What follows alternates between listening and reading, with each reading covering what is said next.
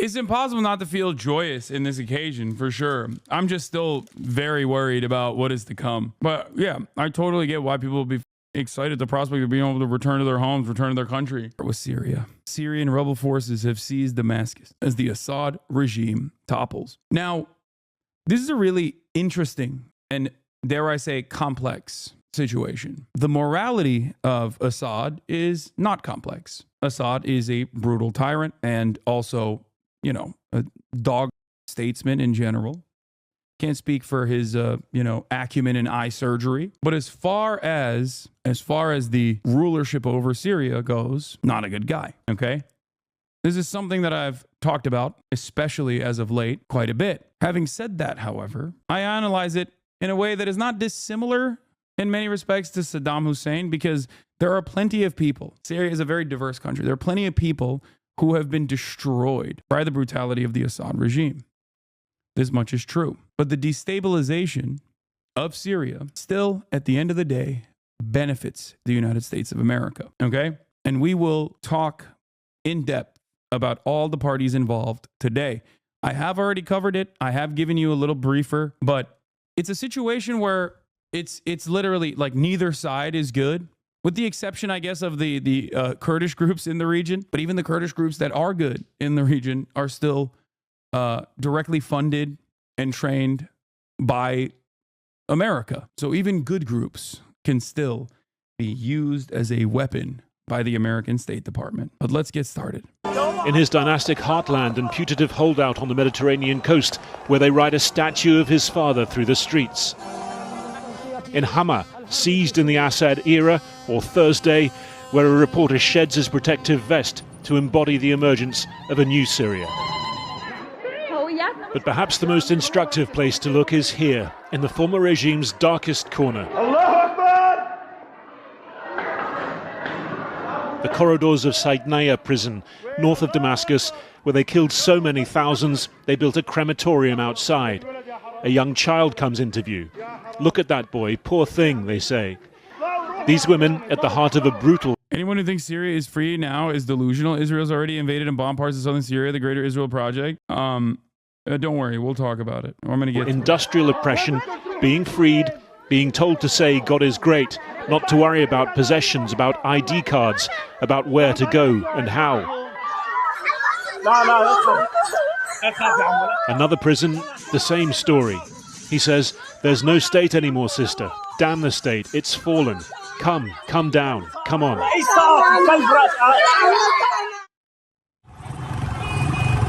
Russia's foreign ministry left to confirm that Assad was now out of the country, having left instructions to transfer power peacefully. Assad's prime minister saying he will stay in Syria to hand over government functions to a transitional administration. But for now, real power rests with this man, Abu Muhammad al-Jalani, leader of the Islamist HTS forces, listed as terrorists by many countries, that spearheaded the regime's collapse. For days, he got a copy of he got a copy of Why Nations Fail from Acemoglu, the Turkish MIT guy, and he got woke. He read one copy of Why Nations Fail, and he was like, "We got to protect these institutions." Oh. He's been talking in terms of moderation, of safeguards for minorities. Inside Damascus's Umayyad Mosque, a message of victory for Sunni Islam. This is a new victory, my brothers, for the entire Islamic nation. Victory, my brothers, marks a new chapter in the region's history. We have avoided the dangers of leaving Syria. Overall, is this a positive or negative? I'm gonna keep it a $150 with you. Okay, it is a very weird situation, and I don't think it will overall be positive. We'll see. But because Assad is so bad, like, there are a ton of people, especially of Sunni background, that are going to be celebrating this, understandably. Okay. There are no, I'll go so far as to say there are no clear winners in this, especially for the Syrian population, other than Recep Tayyip Erdogan. Okay. And it's really interesting to think about, because a lot of people falsely have said, I am a neo-Ottomanist, Turkish feudal warlord that wants to restore the glory of the Ottoman Caliphate. And if that was the case, then this would be the number one moment where I'm literally aligned with American State Department interests, and I could just freely talk about how incredible Erdogan is as a statesman. Okay? Because guess what? He did the damn thing. In terms of realpolitik, Recep Tayyip Erdogan came out as the number one winner of this equation, more so than even Israel. Do you understand? Like, he's had a genuinely growing and very volatile anti-Syrian, anti-refugee movement in his country. He basically gets to send a lot of, well, not even send the Syrians back. They voluntarily will go back to their homes. There are millions of Syrians living inside of Turkey, which has created a lot of anger and animosity against the Syrians in the country. He now also gets to have a major say in what happens in this, border nation.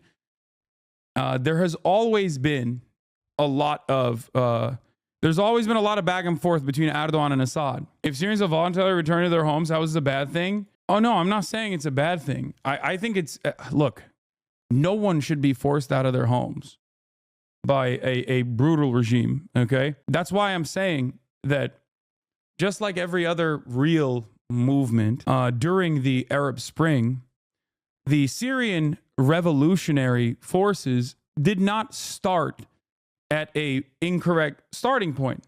There was a very valid reason for people to rise up against the Assad regime. As is the case globally, very quickly, I think other regional operatives, whether it be Russia that came to defend Syria, whether it be Iran that came to defend the Syrian regime, or whether it be America and America's obviously number one ally in the region, Turkey, and also Israel, that took advantage of the instability and used it to shove their own actors into the equation to suit their own interests. It will, however, never not be funny to me, someone growing up in the United States of America now for the past 10 years, to see a former Al-Qaeda leader get this much positive coverage. In my opinion, this is so close to the Afghan Civil War, like in the ways that the American State Department operated there,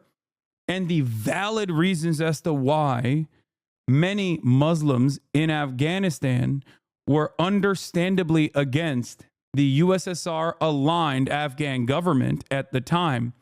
It is damn near identical. And I think we know what happened in the aftermath of arming and offering logistical support to the brave Mujahideen. It is wild to me that we are once again doing the exact same thing. Now, I have no good solutions to this. I do not know what the best pathway forward for Syria is. But the only thing I will say is that it is understandable that the Syrians that were victim to the brutalities of the Assad regime are celebrating. Having said that, those who have quote unquote liberated Syria from the throes of Assad's brutal regime are unfortunately not great either. Are you also very concerned about Turkey taking its influence over the victorious rebel factions and turning them against the Kurds? I think either it's going to be a Balkanization that is still pieced up by the Western forces. Israel will also have a say. I don't suspect Turkey like just straightforwardly pummeling the Kurdish groups in the region.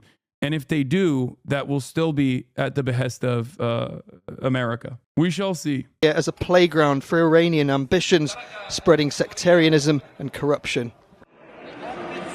The Assad family's home, the vast presidential palace, now a site for a sort of revolutionary tourism, an opportunity to reclaim some of the regime's ill-gotten gains.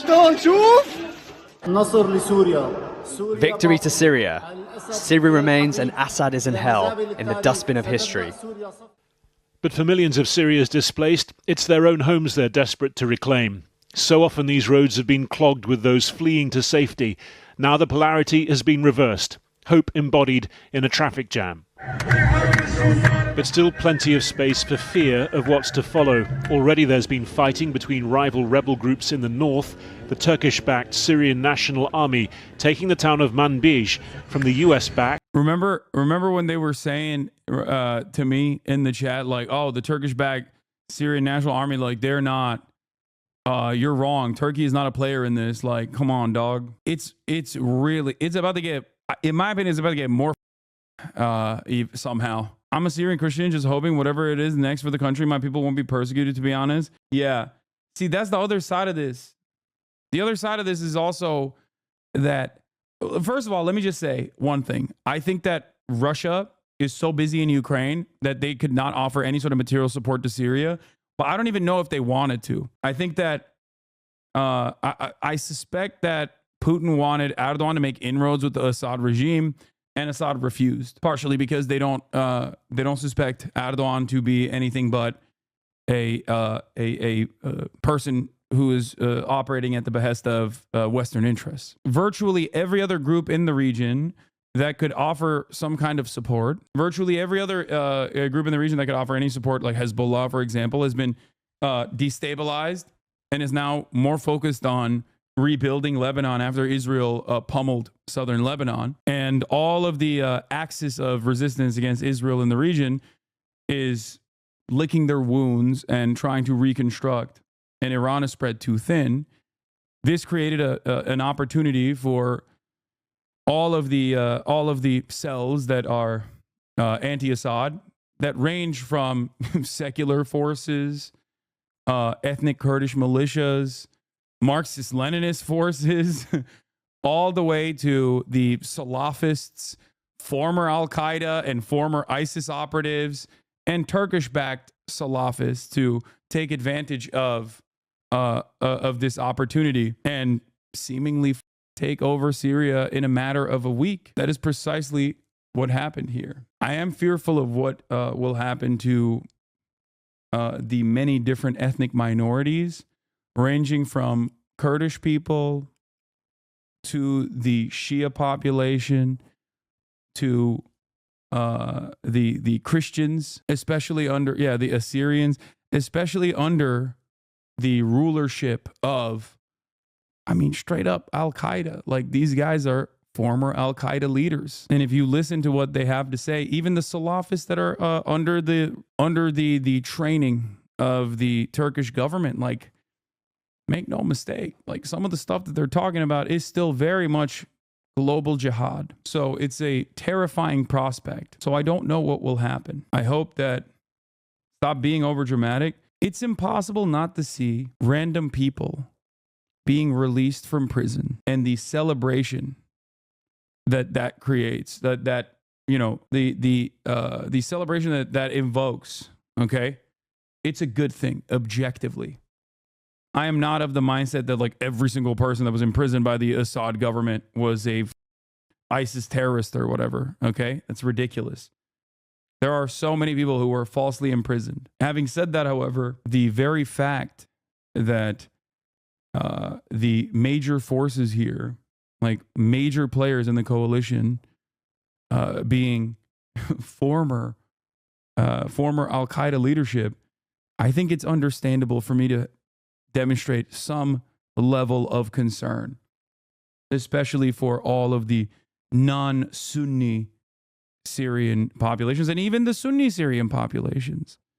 As a matter of fact, there is a reason why Hamas originally was in favor of toppling the Assad government, despite the fact that they literally operated in the way that they operate out of Doha right now. They used to operate out of Damascus.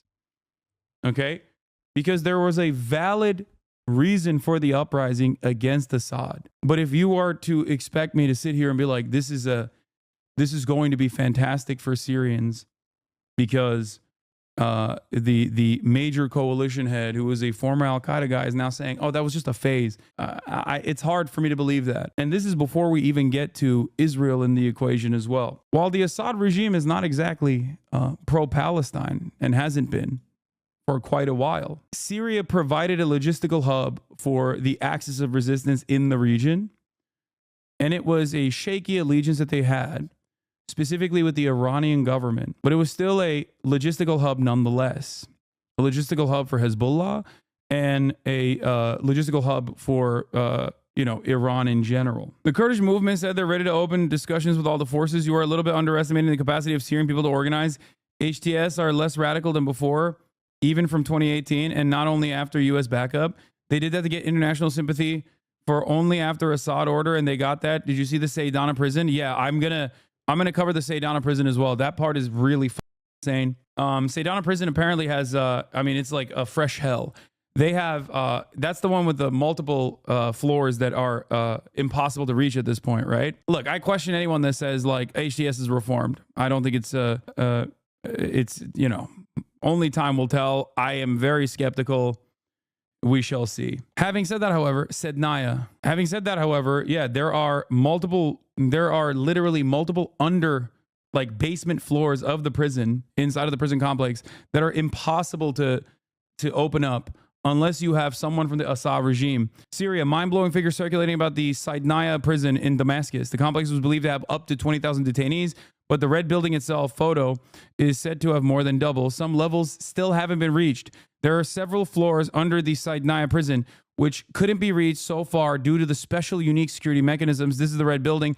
It's the section dedicated to civilians arrested by Assad's regime since 2011. There are moments who left the prison who thought that the former Assad was still in charge. Like, they just don't know what the is going on. After over 10 hours of work, the doors of the red prison of Saydnaya are finally broken. New waves of detainees are being liberated. The man filming, looking for his family while documenting this. How could we believe this is happening? Yeah, there were prisoners who have been in there for so long they thought they were being liberated by Saddam's army. Like, it's insane. I think it's important to note that the Turkish HTS is different from the Syrian Free Army, which captured Damascus. The latter is directly funded by America, whereas the former is indirectly through Turkey. Bottom line is they are distinct groups, and history suggests infighting may occur when there's a vacuum, so I don't think this spells the end of the civil war. Yeah, I don't think so either. Rarely ever do you have so much sectarian infighting amongst groups that are also directly being funded on either directly or indirectly through a regional ally like Turkey, still funded by, the American State Department. Bazı tutukların akıllı telefonun ne olduğunu bilmeye belirtiliyor. They're saying that detainees don't even know what a smartphone is. 8 years ago, Amnesty reported that prisoners were being left without food for days, sometimes even weeks. People are tortured and beaten for hours without breaks, sometimes every single day. Many die and are left to rot in crowded cells, while others are alive with diseases spreading. I think there's like a child that was born in the prison or something too. It was like insane. I mean, I don't know. This is like, some of it is fog of war stuff. I mean, it is a fresh hell for sure. And it's impossible not to, look at these images and think, this is a bad thing. It is a good thing. Out, you're free, out. Bashar al-Assad has fallen. I need my ID. You don't need ID. The checkpoints are gone. I'm from Homs. He's liberated too. Then on men's level, what about the women? The women are out. Don't worry. The son of a gone. Yeah, I mean, not to lighten the mood at all and make this silly, but yeah, it is like impel down. I mean, it's a fresh hell, literally. We'll look at what Sina Tusi had to say about this. But yeah, I am not an Assadist, and all memes aside about talking about the line of Damascus or whatever. It's silly shit that people. I think being an Assadist is like being someone who's pro-Putin, where it's just campus shit overall. Having said that, however, I am still very skeptical over what will happen in Syria, because it's not like I'm pro-America or pro-Turkey either in the region. And I fear that the Syrian people will still continue to suffer, and there will most likely still be a lot of ethnic strife and a lot of infighting. And Kurdish-led Syrian Democratic Forces. And while Kurds further east celebrate stunning gains over Assad and Iranian-backed forces, fears here about the potential for ISIS to gain ground. We will also continue to maintain our presence in eastern Syria, which is solely to ensure the enduring defeat of ISIS and has nothing to do with other aspects of this conflict. And rebel forces have entered Tartus, home to one of Russia's 2 Syrian naval bases. What now for Moscow's foothold on the Mediterranean? What now for the many regime loyalists here fearing reprisals? From the occupied Golan Heights, Israel's Prime Minister claiming credit for events in Syria. The result, he says, of blows dealt to Hezbollah and Iran. Israel sending forces Reddit has gone full pro HTS because of Putin is wild to see, man. Yeah, it's especially wild to see because like the guys that like HTS represents exactly the type of dudes that the average American thinks is like, you know, the jihadists, like all Muslims are like that. HTS is, you know, originally a global jihad organization, or at least like, you know, the guy is Qaeda. I don't know what else to say. Like, it's so crazy when they like when they point to Hamas, like Reddit points to Hamas and says like these are Salafist jihadists, like these are scary guys. And then when there are people who literally have done the, you know, beheadings of Christian people and like that, all of a sudden they're like, no, we're with those guys because everybody told us that those guys are good. It's kind of wild how big of a demonstration of the power of manufactured consent is in this story. He was in every Islamist group on earth. What Al-Jilani has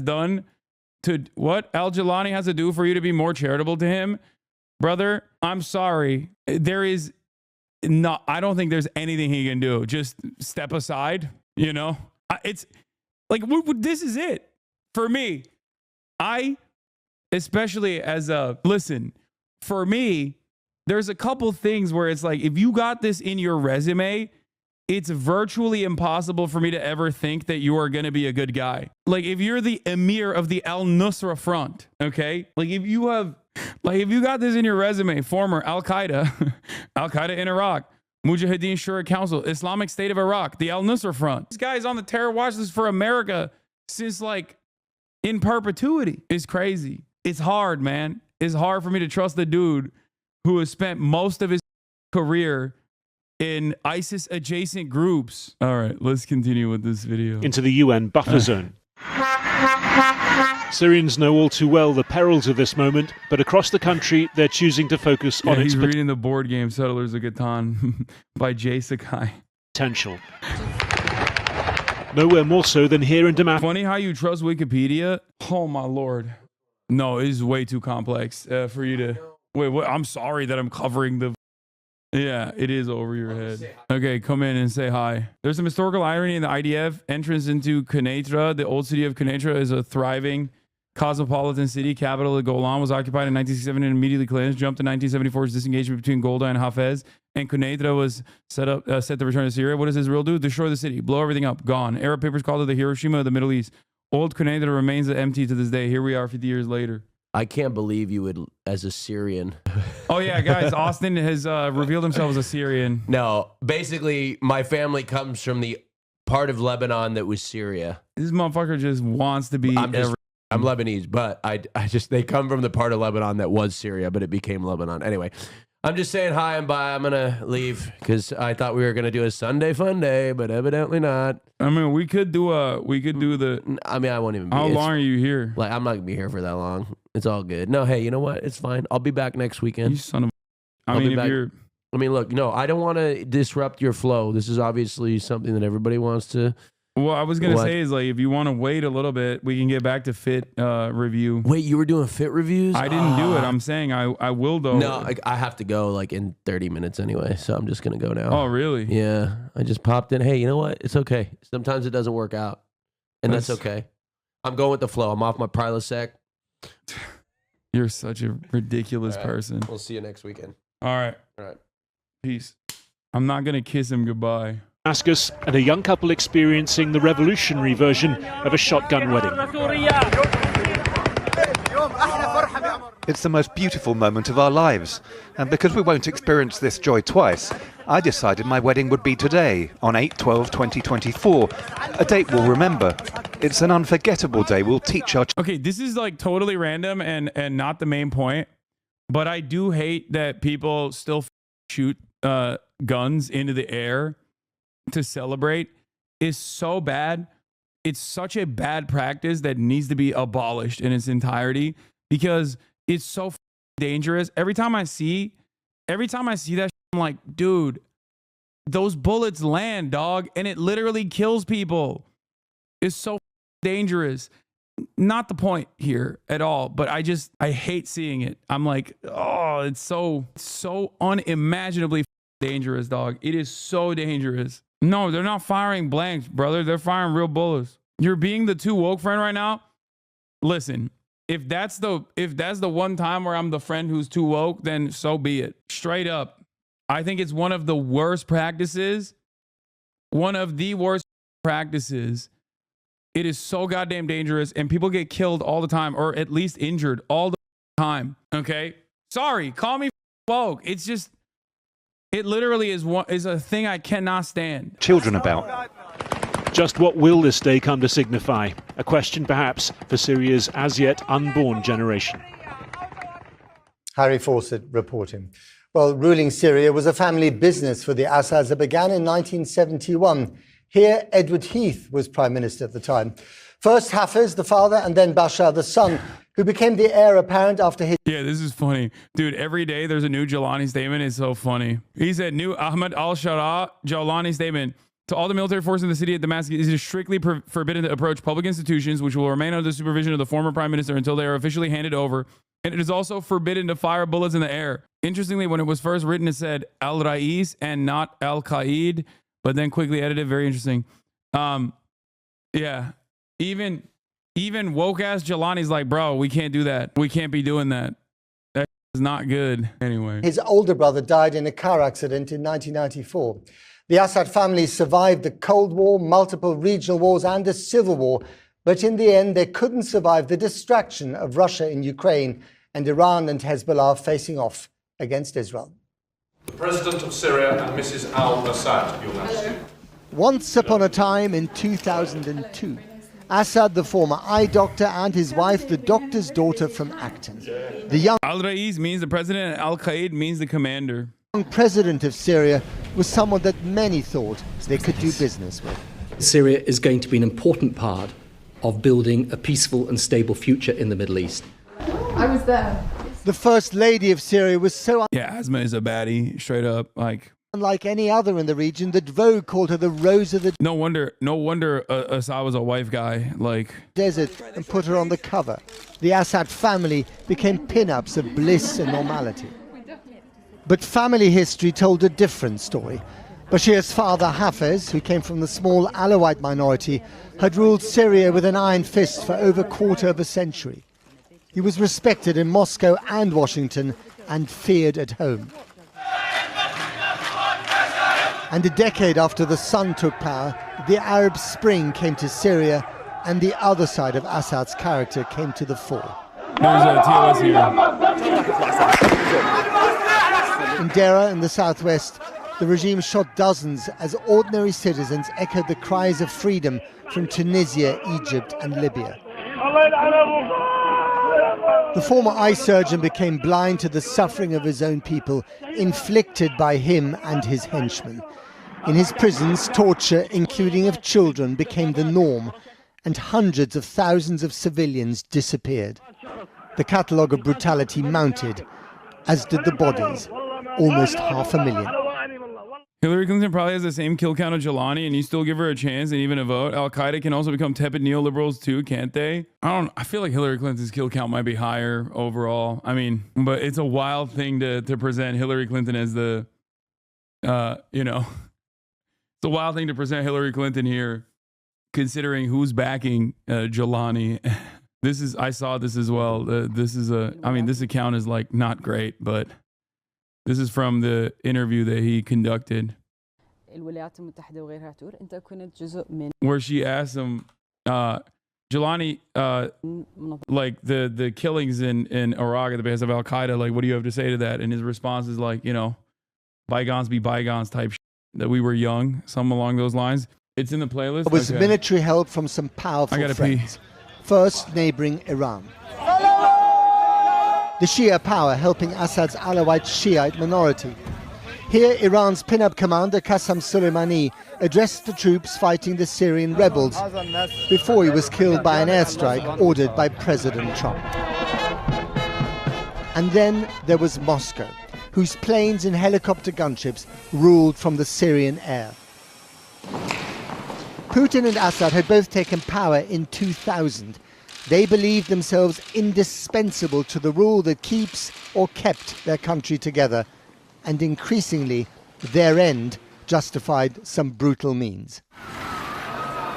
Syria's civil war exported its consequences. 7 million ended up on the refugee trail in Turkey and Lebanon, and in 2015 on the long trek to Europe. Many of them heading to Germany, huddled masses triggering unintended consequences inside the EU. The rise of the anti-immigrant far right, breathing life into Germany's AfD. New life into France's Marine Le Pen. More life and power into Hungary's Viktor Orban. And even providing Farage's Brexit campaign with perhaps its most powerful, if misleading, poster.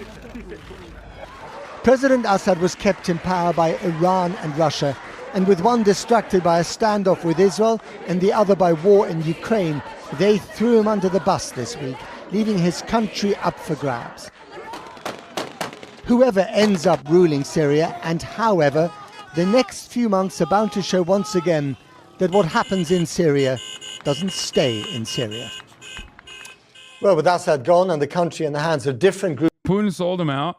I mean, I think Putin's relationship with Assad was always a strategic one. It wasn't like they were super on board with one another regardless. Plus, he has his hands full with the whole invading and bombing the shit out of Ukraine situation. That's not even true. Assad is in Russia. No, I know, but historically speaking, I don't think that Putin was always on board. And not only that, but also just because he's in Russia right now doesn't change that dynamic at all. Russia utilizes Syria. It has regional interests. It also wants to. Russia is anti-America at every step, and it uses Syrian naval bases as well. I think Russia had too much focus and resources in Ukraine and would have spared stuff if he could have saved his air base and naval base in Tartus and Latakia. Yeah. Groups of rebels. What now for the future of Syria? A little earlier, I spoke to the Syrian columnist and foreign policy expert, Dr. Hyde. He's a consulting fellow. Shut the up. This dude's name is not Hyde. At the think tank Chatham House in London. And I began by asking him if he thought that Assad's downfall was made possible by his allies being distracted with other wars. So if you look at Russia's position, has moved most of its equipment as well as personnel away from Syria because of the war in Ukraine.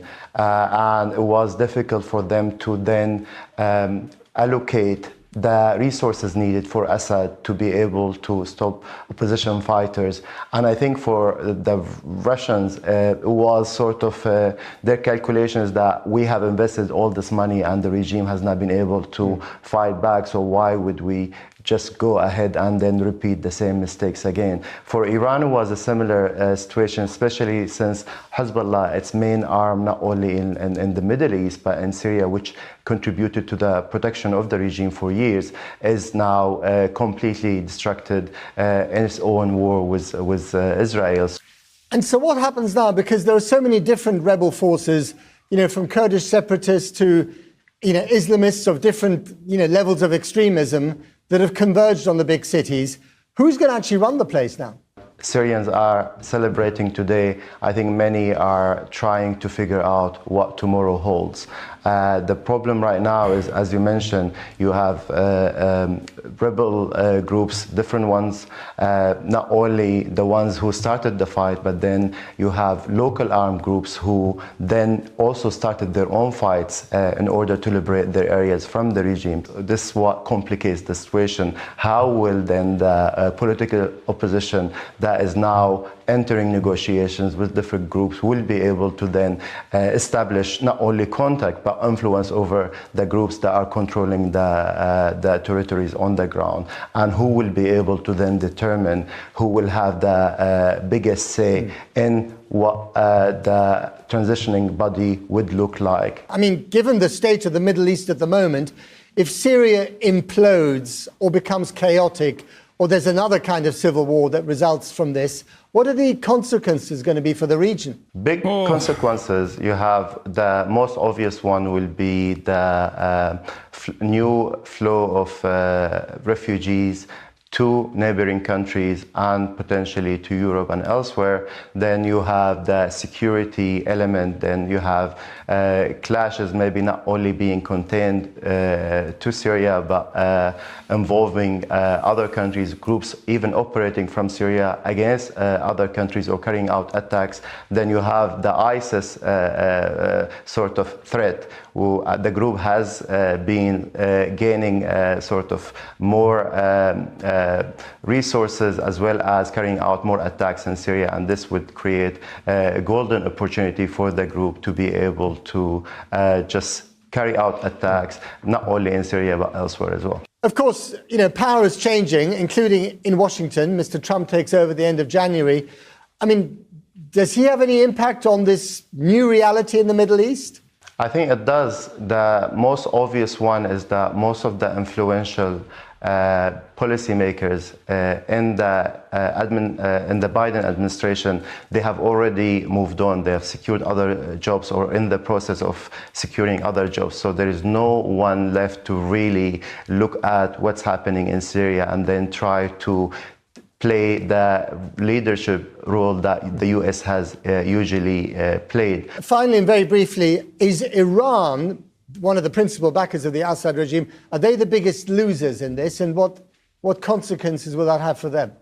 I think it's safe to say that Iran will be the biggest loser. It seems that Iran will not be able to secure any of its interest in Syria. If you look at what they have been trying to use Syria for over the past years, is one, to continue to supply Hezbollah with weapons, and no matter who basically rules Damascus, it will be difficult for them to allow that, mainly due to the role that Hezbollah has played in killing Syrians across the country. Is this from Financial Times? Oh, it is. Okay. Financial Times, consistently the best reporting, straight up. I would say, especially since October 7th, Financial Times has become, I think, the best in terms of its coverage. Iran was done with Bashar al-Assad. It seems like there isn't any love lost. One Iranian insider accuses the Assad regime of leaking the positions of the Iranian military commanders. The insider said there had been long-standing frustration with Assad and Tehran for more. Yeah, I mean, the thing is like, I don't think anybody likes Assad. Like, I don't even think Russia likes Assad, even though they're offering him shelter, because there's a use for Assad. They can use him as a bargaining chip. For more than a year, it was clear as time had passed, he had become an obstacle, a liability. Some even called him a betrayer. His inaction cost us dearly, and he aligned himself with regional actors who promised him a future that never materialized. Qatar, Saudi Arabia, Jordan, Egypt, Iraq, Iran, Turkey, and Russia issue a joint statement calling for an end to the military combat in Syria and a political solution. I think they're going for a managed transition. We are coordinating and find a political solution to the crisis in Syria. The meeting of ministers stressed the importance of strengthening joint international efforts to increase humanitarian aid to the Syrian people. At long last, the Assad regime has fallen. The fall of this regime is a fundamental act of justice. It is a moment of historic opportunity for the long-suffering people of Syria to build a better future for their country. It is also a moment of risk and uncertainty. Yeah, I saw this tweet from Trump, which is definitely not from Trump. Opposition fighters in Syria, in an unprecedented move, have totally taken over numerous cities in a highly coordinated offensive and are now on the outskirts of Damascus, obviously preparing to make a very big move towards taking out Assad. Russia, because they are so tied up in Ukraine and with the loss there of over 600,000 soldiers, seems incapable of stopping this literal march through Syria, a country they have protected for years. This is where former President Obama refused to honor his commitment of protecting the red line in the sand, as all hell broke out with Russia stepping in. But now they are, like possibly Assad himself, being forced out. And it may actually be the best thing that can happen to them. There was never much of a benefit in Syria for Russia, other than that to make Obama look really stupid. In any event, Syria is a mess, but is not our friend, and the United States should have nothing to do with it. This is not our fight. Let it play out. Do not get involved. Dog, what are you saying? This is such a funny take from Trump. This is not our fight. It's like, okay, I don't know about that. Country for decades.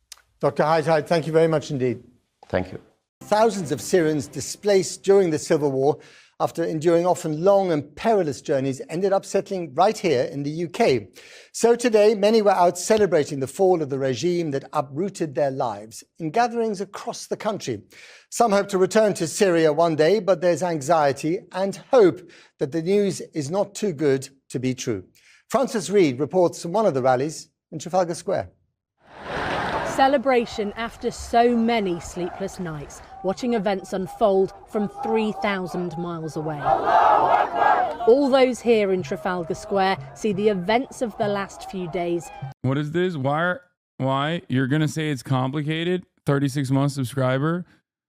Libers is complicated. Why? Can't answer. Wait, what? Jesus Christ. Just say who's siding with Israel.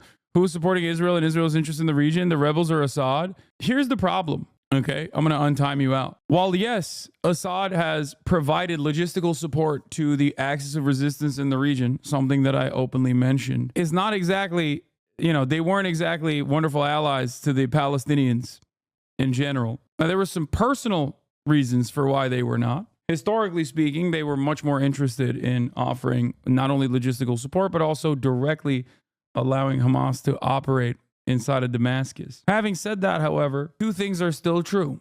Assad was pretty bad at governance and very ruthless, very brutal. And yes, this absolutely benefits Israel. 1,000,000%. Of course it does. We haven't even gotten to that part of the equation yet. Do you think I'm not going to cover the reality that Israel has already made its territorial ambitions and its security concerns known? Kind of a big deal. And yes, Jelani has said that the West is not our enemy and that Israel is not their enemy either. After all, Israel itself had worked in the past with al-Nusra. Senior administration officials briefed reporters on Syria. The SAO called the CENTCOM strike today on ISIS significant, with B-52s, F-15s, and A-10s dropping 140 munitions on 75 different targets in the Badia Desert. Today, there happened to be a broad gathering across a broad area, the official said, describing it as a part of a pattern of strikes against ISIS meetings and training that would continue. Despite rumors to the contrary, the SAO said, "We did not get any serious outreach from Assad, nor would we have considered it." The official would not say whether the administration planned to lift the foreign terrorist designation on HTS and its leader Abu Mohammed al-Jilani, but suggested the designation was not preventing the U.S. from engaging with the group. "We intend to engage with them appropriately," the official said. "We have contact with all Syrian groups." The official said the regime's chemical weapons were something we are very focused on. "We do have good fidelity on this type of thing." And he said, "I would not envision a scenario of U.S. boots on the ground to neutralize the weapons." The official described its national security posture in dire terms. "The entire Iranian-backed artifice in the region, the brittleness, the weakness, the hollowing out, has completely changed the equation in the Middle East. It has lost its main proxy group, its entire military capacity destroyed. They have no strategic air defense, and they can't produce missiles." But he acknowledged it wasn't clear whether that would push Iran towards diplomacy or a decision to build a nuclear weapon. "If they were ever to make a fateful decision towards a nuclear weapon, we will not allow it." The ISIS fight moving forward. There are already clashes between Turkish-backed. So this is the other part that is going to make things interesting. The ISIS fight moving forward. There are already clashes between Turkish-backed HDS and US-backed, mostly Kurdish SDF in Manjib in northwest Syria. Remember how I talked about the both sides being US-backed to varying degrees? It's American-backed forces fighting against other American-backed forces by way of Turkey. And I don't even know if it's the HDS that's fighting. I don't know why they're saying it's the HDS that's fighting. This is the Foreign Affairs and Defense correspondent for PBS. I don't think it's HDS that's fighting the Kurdish SDF. I think it is rather the Turkish-backed forces in the region, the Syrian National Army, the SNA. The SAO said that a handful of senior officials have been speaking to their Turkish counterparts to try and deconflict. Additional fronts opening up, not in anyone's interest. Opposition groups need to work together. Some troops fighting ISIS in Badia were Assad's forces. The SAO said that as they peeled out, SDF filled some of that space. And the U.S. also helped coordinate safe passage of tens of thousands of civilians. Civilians from west to east. Yeah, Pentagon-backed groups versus CIA-backed groups versus Turkish-backed groups. Read NATO American-backed groups. Yeah. SDF commander Mazlum Abdi says they are in contact with HTS and have not clashed with them. So HTS is Al-Qaeda, former Al-Qaeda, I apologize. And I think this reporter is incorrect when he says Turkish-backed HTS and U.S.-backed, mostly Kurdish SDF are fighting.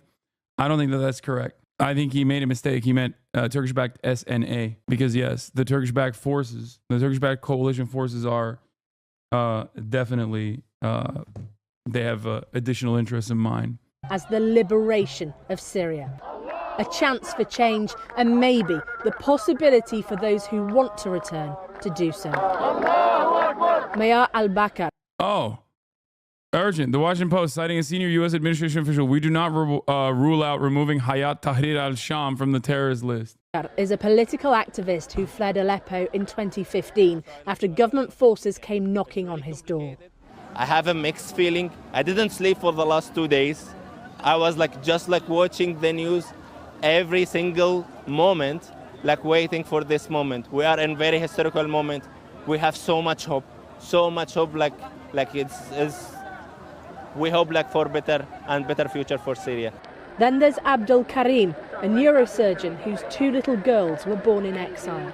We've been really displaced again and again. So my first daughter was born in Turkey, my second daughter was born in London, and I can't believe that this moment, that we've been waiting for this moment for not only 14 years, I would say for 54 years, Syrians are waiting for this moment. So I really can't describe how I feel, happiness, optimism, definitely, but really a promise that we will go back to build our country. A new generation hoping to get to know Syria for the first time. I don't remember anything of my country, so being able to see my country for practically the first time would be absolutely amazing. I'll get to see all my relatives back home. I'll be really happy, really excited. Some 20,000 Syrian refugees were resettled in the UK between 20... It's impossible not to feel joyous in this occasion, for sure. I'm just still very worried about what is to come. But yeah, I totally get why people will be excited at the prospect of being able to return to their homes, return to their country. 2014 and 2020. Many of them never wanted to leave their homes and never imagined that they'd be living here now. And that's why across the UK, so many turned out today, including in Manchester. In West London, Syrian and Iraqi Christians came together to worship. For those in the Syrian Orthodox Church, they hope that reassurances that all will be protected will be honoured in the mosaic of faiths that make up Syria. Do you think many Syrians who moved to the UK will now want to return to Syria? I think our people, they will have to wait to see what will happen. If safe, democratic, yes, I think majority that return, because our country is beautiful. Sunshine, the weather, food, everything is our country. Rula, a primary school teacher, grew up in a neighbourhood where all faiths live side by side. Mixed emotions, I would say, at the moment. We just want the safety for people, regardless the faith, regardless the religion, regardless the beliefs.